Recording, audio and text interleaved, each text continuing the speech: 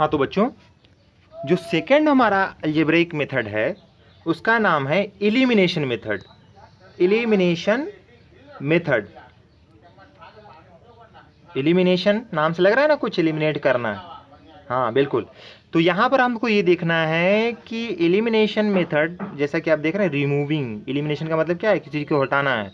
Removing one variable, एक variable को हम रिमूव कर देंगे कुछ टैक्टिक्स यूज करके, कुछ तकनीक लगा करके हम एक वेरिएबल को क्या करेंगे, रिमूव कर देंगे। और ये जो मेथड होता है वो हमारा सब्स्टिट्यूशन से थोड़ा ईजी होता है, आसान होता है। लाइए हम लोग जो है एक एग्जाम्पल के माध्यम से इसको सीखा जाता है। चलिए एक एग्जाम्पल हमने लिया है जो कि आपका एक देखिए साफ साफ लिखा हुआ है, the ratio of income of 2 persons is 9:7 and the ratio of their expenditure is 4:3. If each of them manages to save 2000 rupees per month, find their monthly incomes. Formation of equation हमने पढ़ रखा है, हमने 9th में ही formation of equation सीखा था, तो हम इसको फॉर्म कर सकते हैं, इसमें कोई दो राय नहीं है। ठीक है, तो हमने इसका फॉर्मेशन कर दिया। हमने मान लिया कि 9x पहले पर्सन का इनकम है और 7x दूसरे पर्सन का इनकम है। 4y my fault, I am sorry, 4y पहले व्यक्ति का खर्च है और 3y दूसरे व्यक्ति का खर्च है।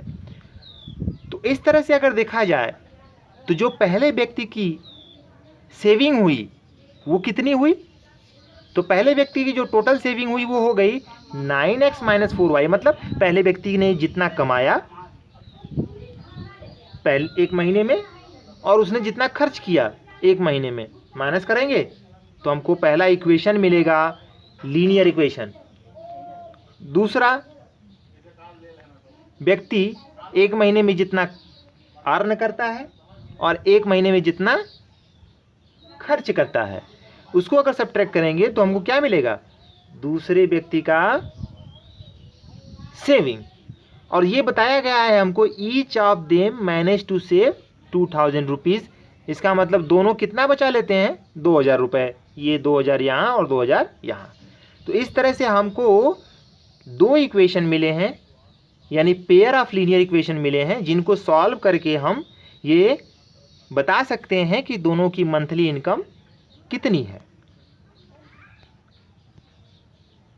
अब हम आते हैं अपने स्टेप्स पर, कैसे हम इसको सॉल्व करेंगे।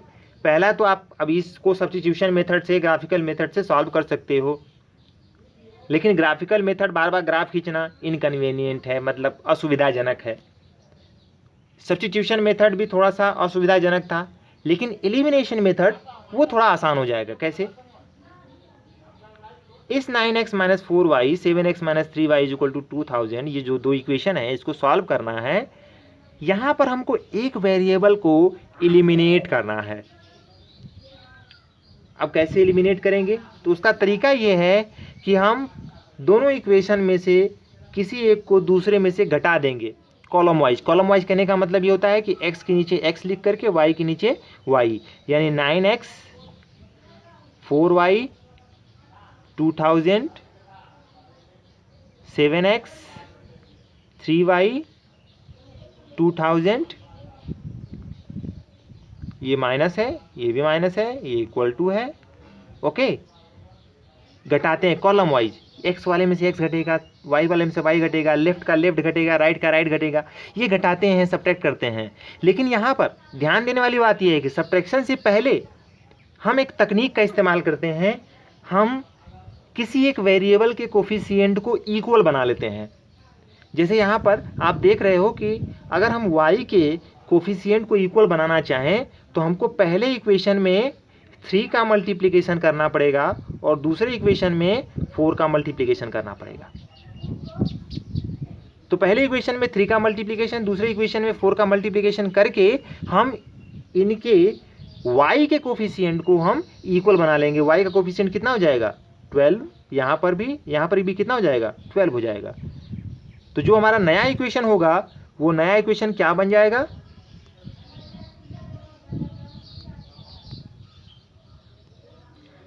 वो नया इक्वेशन बन जाएगा 27x minus 12y is equal to 6000, 28x minus 12y is equal to 8000। फायदा क्या हुआ इससे बच्चों? फायदा ये हुआ कि जब हम सेकेंड स्टेप में एक इक्वेशन को दूसरे इक्वेशन से सब्ट्रैक्ट करेंगे तो सब्ट्रैक्शन में एक वेरिएबल एलिमिनेट हो जाएगा, जो हमारा मोटो है। हम एलिमिनेशन मेथड में एक वेरिएबल को एलिमिनेट करते हैं। तो हमने सब्ट्रैक्ट किया, सेकेंड स्टेप में हमने क्या किया, सब्ट्रैक्ट किया इक्वेशन 3 को इक्वेशन 4 से। तो पहले हमने इक्वेशन 4 का लेफ्ट लिखा है माइनस इक्वेशन 3 का लेफ्ट लिखा है, उसके बाद राइट को दोनों को सब्ट्रैक्ट कर दिया है। आप कॉलम वाइज लिख करके भी सब्ट्रैक्ट कर सकते हो। जैसे मैंने अगर इसको इस तरह से लिख दिया कि 28x minus 12y is equal to 8000, 27x minus 12y is equal to 6000। इसको कॉलम वाइज, जैसे कॉलम वाइज हम सब्ट्रैक्ट कर सकते हैं। तो कॉलम वाइज सब्ट्रैक्शन में नीचे वाले का ईच टर्म का जो साइन है वो क्या होता है, वो चेंज हो जाता है। ये माइनस हो जाएगा, ये प्लस हो जाएगा, और ये क्या हो जाएगा, ये माइनस हो जाएगा। इसको सब्ट्रैक्ट करेंगे तो 28x में से हम 27x को माइनस करेंगे तो हमको यहाँ पर कितना मिलेगा, x मिलेगा। ये जो 12y है, ऊपर वाला माइनस नीचे वाला प्लस है, तो ये क्या हो जाएगा, 0 हो जाएगा। और ये जो 8000 में से 6000 माइनस होगा आपका, तो कितना बचेगा आपका, 2000 बचेगा। तो इस तरह से हमने देखा कि x इज इक्वल टू कितना मिल गया, 2000। ये हमारा पहला सोल्यूशन है, यानी पहले वेरिएबल की वैल्यू है। x की वैल्यू हमने फाइंड कर ली है। अब इस x की वैल्यू को हम बिल्कुल उसी तरह से दूसरे वाले में पुट कर देंगे, किसी भी एक इक्वेशन में। वो जो दोनों इक्वेशन थे हमारे ऊपर, फर्स्ट सेकेंड थर्ड फोर्थ, किसी भी इक्वेशन में पुट करेंगे तो हमको हमारा y की वैल्यू मिल जाएगी, जो हमने यहाँ पुट किया है। आप देख रहे हैं 9 into 2000 minus 4y equal to 2000। y की वैल्यू हमको कितनी मिल गई, 4000। और फिर हमने ये x और y की वैल्यूज़ को कहाँ पर रख लिया, x और y की वैल्यूज़ को इसमें, जहाँ पे हमारा उनका इनकम बताना था। ये इनकम था, उसका इनकम क्या था, 9x और 7x। तो 9x और 7x में हमने x की वैल्यू रखी। x की वैल्यू हमारी 2000 आई थी। इसका मतलब 9 इंटू 2000 ये पहले व्यक्ति की इनकम होगी, और 7 इंटू 2000 ये किसकी इनकम होगी, ये दूसरे व्यक्ति की इनकम होगी। और हम एक्सपेंडिचर भी बता सकते हैं कि कितना होगा, y की वैल्यू को 4y और 3y में पुट करके। ओके। अब यहाँ पर नोट करने वाली बात ये है बच्चों कि इस मेथड का नाम एलिमिनेशन मेथड क्यों पड़ा। आप रिमाइंड कीजिए, आपने इस पूरे मेथड के दौरान क्या किया। आपने इस पूरे मेथड के दौरान किसी भी तरीके से मतलब कि बैलेंस करके, उनके कोफिशिएंट को बैलेंस करके, अगर कोफिशिएंट पहले से इक्वल हैं तो हम पहले से ही उसको जो है सब्ट्रैक्ट कर सकते हैं डायरेक्टली, बिना बैलेंस किए हुए। अगर इक्वल नहीं दिखाई दे रहे हैं तो हम किसी एक ऐसे नंबर को चूज कर सकते हैं जिससे दोनों का जो कोफिशिएंट है वो बैलेंस हो जाए, इक्वल हो जाए, फिर हम सब्ट्रैक्ट कर सकते हैं। और सब्ट्रैक्ट करके हमने मेथड में क्या किया, लास्टली हमने उसको एलिमिनेट किया और हमारे पास सिर्फ और सिर्फ क्या बचा, एक वेरिएबल x बचा, x। फिर उसकी वैल्यू हमने निकाल ली और फिर y की वैल्यू भी हमने ऑब्टेन कर ली। तो मेथड में हम कर क्या रहे हैं, इस मेथड में हम एलिमिनेट कर रहे हैं किसको, एक वेरिएबल को। पहले एक वेरिएबल को एलिमिनेट कर रहे हैं जिससे हमको एक लीनियर इक्वेशन मिल रहा है, किसमें, सिंगल वेरिएबल में। पहले जो हमारा इक्वेशन था वो डबल वेरिएबल में था, लेकिन जैसे ही हमने एलिमिनेट किया, y हट गया, तो पूरा इक्वेशन केवल x का बचा। और वो कितने वेरिएबल का इक्वेशन हो गया, सिंगल का। और सिंगल को सॉल्व करना हमको आता है, हमने उसको सॉल्व करके x की वैल्यू निकाल ली, और फिर इस x की वैल्यू को पुट करके हमने y की वैल्यू निकाल ली। इसीलिए इसका नाम क्या पड़ता है, एलिमिनेशन मेथड। यहाँ पर हमने किसको एलिमिनेट किया, यहाँ पर हमने y को एलिमिनेट किया। इस क्वेश्चन में हमने किसको एलिमिनेट किया है बच्चों? y को एलिमिनेट किया है। ये कोई ज़रूरी नहीं है कि हमेशा हम y को ही एलिमिनेट करें, हम x को भी एलिमिनेट कर सकते हैं। ये हमारी सुविधानुसार हो सकता है। अगर हमको डायरेक्टली x का कोफिशिएंट इक्वल दिखाई दे रहा है तो हमको अननेसेसरी स्टेप्स करने की ज़रूरत नहीं है, हमको उनको दूसरे वाले को बैलेंस करने की ज़रूरत नहीं है। हम डायरेक्टली उसको सब्ट्रैक्ट करके x को एलिमिनेट कर सकते हैं और y की वैल्यू पहले निकाल सकते हैं। y की वैल्यू पा जाने के बाद हम उसको किसी भी दूसरे इक्वेशन में पुट करके x की वैल्यू पा सकते हैं। ओके, तो इस तरह से ये जो मेथड हमारा सेकंड मेथड था, ये क्या था? Elimination method. इसके बाद आइए एक एग्जांपल करते हैं। वर्ड प्रॉब्लम है, आपके सामने एग्जांपल दिखाई दे रहा होगा कि sum of 2 digit number and the number obtained by reversing the digits is 66।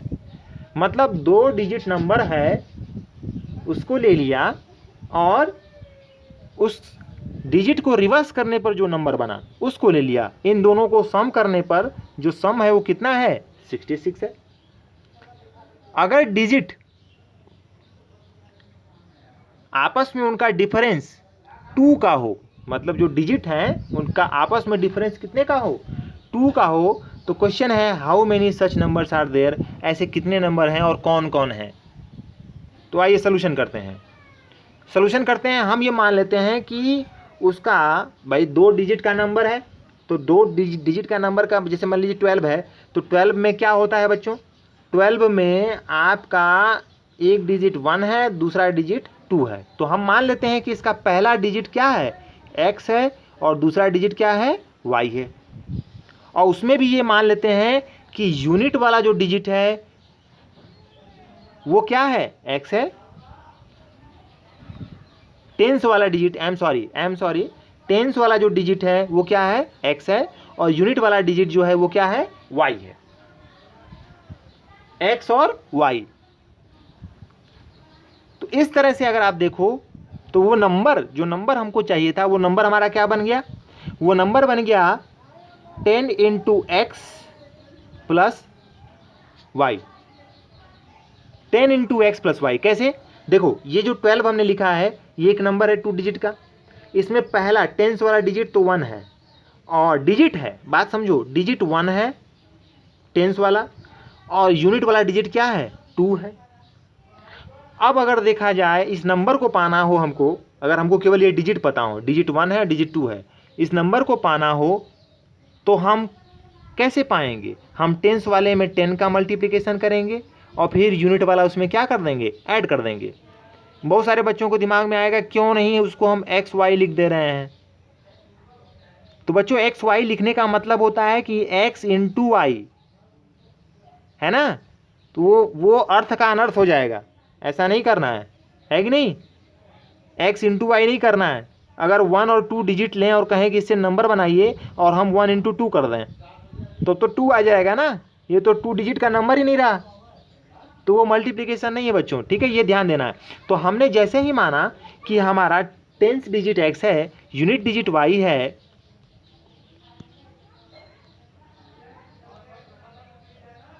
Tens digit x है, यूनिट डिजिट y है, तो हमारा जो नंबर था वो नंबर क्या बन गया? वो बन गया 10x प्लस y।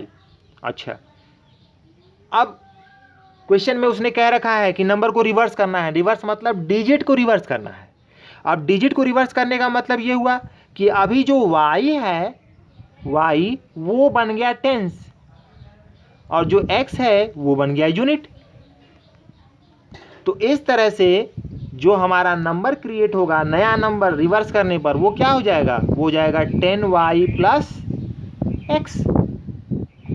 तो अगर डिजिट को रिवर्स कर रहे हैं तो हमारा नंबर क्या होगा? 10y प्लस x हो जाएगा। अब क्वेश्चन में उसने इंफॉर्मेशन दी है कि इन दो नंबरों का जब हमारा डिजिट पहले के रूप में है, जब हमारा डिजिट रिवर्स है, इन दोनों का जो सम है वो कितना है? 66 है। तो हमने इन दोनों का सम अकॉर्डिंग टू क्वेश्चन कितना लिख दिया? 66 लिख दिया। इस तरह से हमारा पहला इक्वेशन बन गया, और पहला इक्वेशन उसको सिंप्लीफाई कर लिया है हमने, वो बन गया है x + y = 6। अब इसके बाद बारी आती है सेकेंड इक्वेशन की। सेकेंड इक्वेशन कैसे मिलेगा? सेकेंड कंडीशन से। सेकेंड कंडीशन क्या है?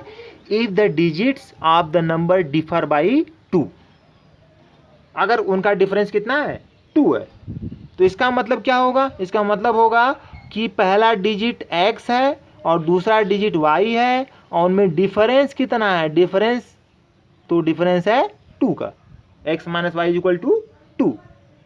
ओके, तो इस तरह से हमारे पास दो इक्वेशन बने।